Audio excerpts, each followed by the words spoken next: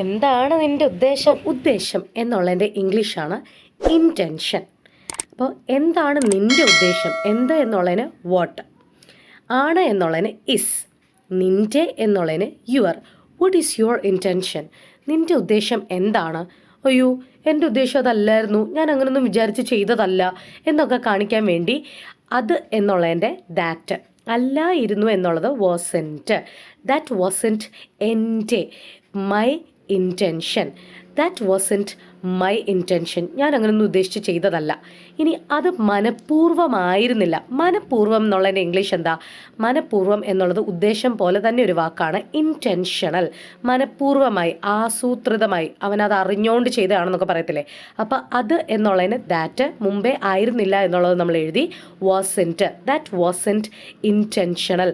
അത് മനഃപൂർവ്വമായിരുന്നില്ല, അത് മനഃപൂർവ്വമായിരുന്നു. എങ്ങനെ ഇംഗ്ലീഷ്